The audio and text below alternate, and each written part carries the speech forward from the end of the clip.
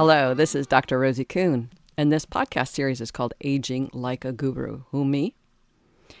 So, an interesting thing, we have this concept called depression. And it's actually, for me, it's a big bag of a whole bunch of stuff that we just kind of put together into one sack. Mostly it's sadness or grief, the feelings of oppression and powerlessness and hopelessness and helplessness.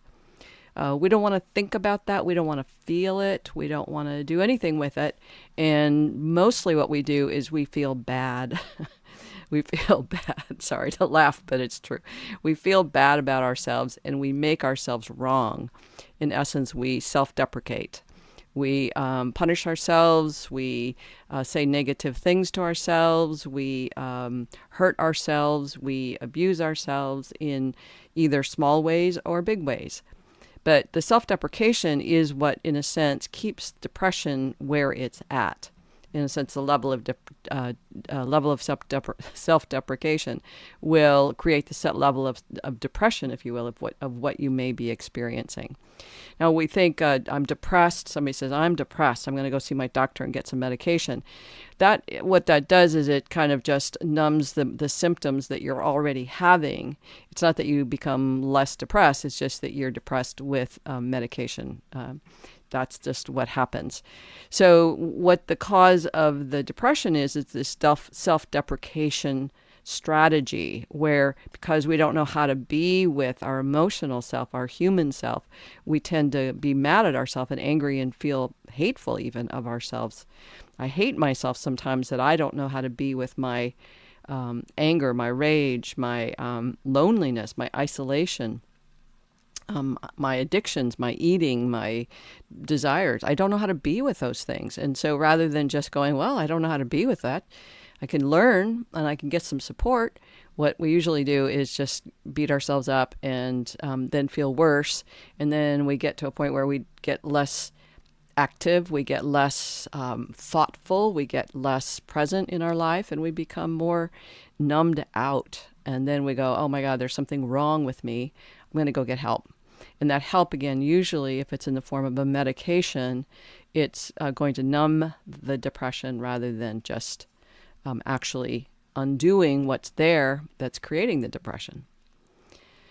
So the other day I was looking through my Facebook page. I don't do that very often, but I did it this particular day. And I saw a photograph of some people that I knew and I haven't seen for 7 years. So 7 years ago, they were in their mid-50s and they were, dynamic and exciting and vibrant people.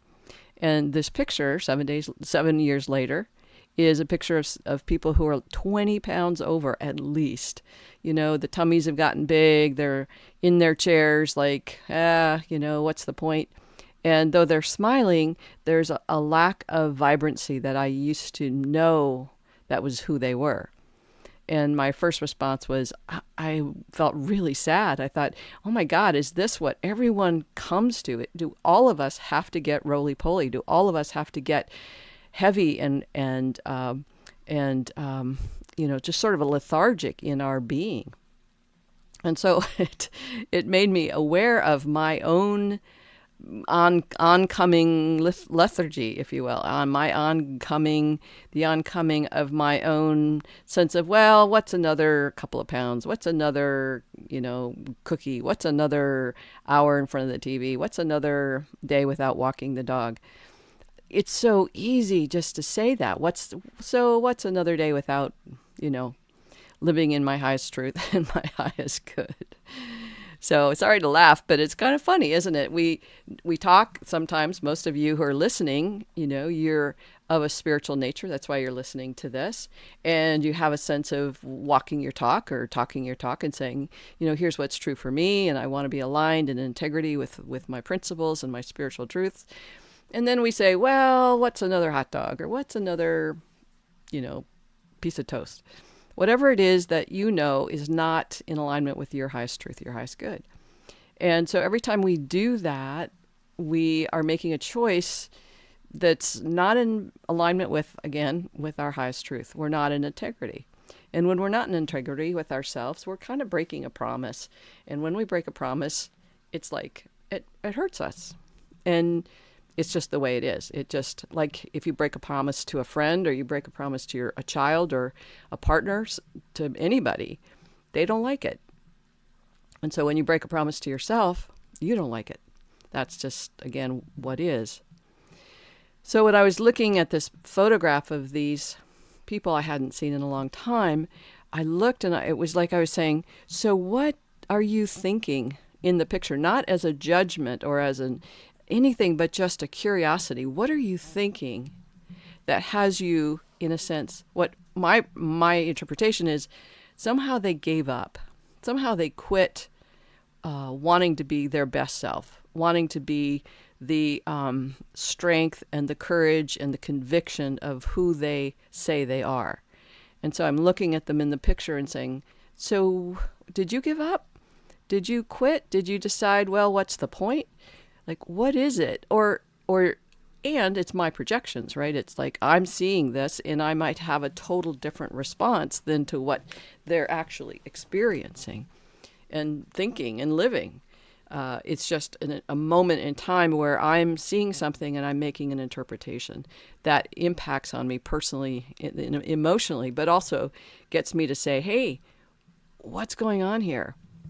And so the reason I bring this up is as we're aging, there's so many more opportunities for our attitudes to be one of, well, what's another beer? What's another coffee cake? What's another, day in bed?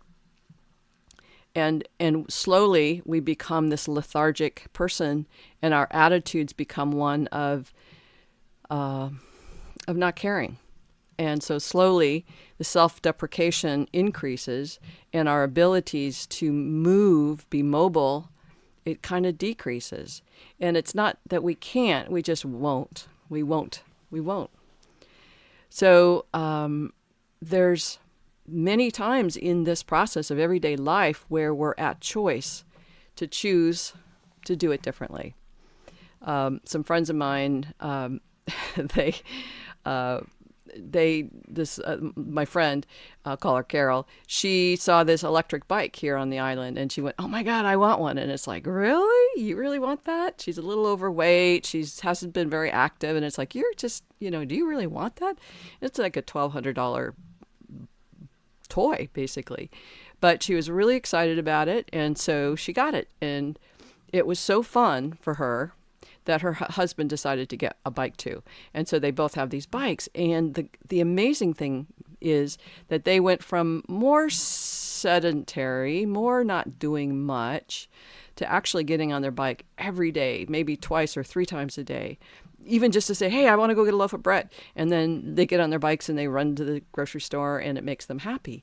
It's like, wow, that is such a shift from what they were to who they are now. And not only are they more active and having fun, but they're doing it together as a couple. To me, that is so rare for individuals to be enjoying their partner in that kind of partnership and playfulness. There are a lot of people who do that, but it's kind of more, not as much as I'd like to see it in the world. And I think most of us would like to have a partner that we're, engaged with and doing things together. So the whole point of this is that we make choices, and those choices come from a place of, what's the point? What's another day without, moving in the direction of my highest good? I'm going to die anyway. It's hopeless. I'm getting old. I'm not going to be able to do this for much longer. So the negativity of the energy of that begins to wear on us. And as it wears on us, we become less vital. We become less light-filled and delighted. And we become less interested in really honoring ourselves and really enjoying the truth of the vitality and the brilliance and the radiance of who we are.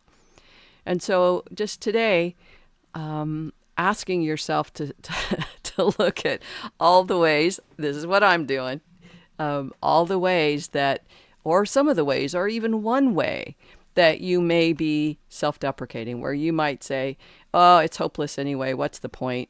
I'll just have another piece of cake, or whatever that is, or I'll watch another pornography thing on, on the internet. Whatever it is that's your thing that takes you out of actually living a life that's vital and delightful and fun. That's what I want you to look at. Just say, well, I do it there and I do it there. I do it probably in 15, at least 15 places a day.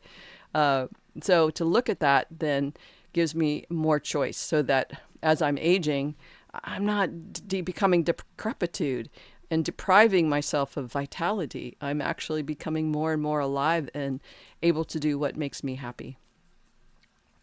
So that's pretty much it. Please feel free to visit me at my website, theparadigmshifts.com. You'll find some books there that are all in alignment with what we're talking about. I have a new Facebook group that I'd love you to join called Aging Like a Guru, Who Me.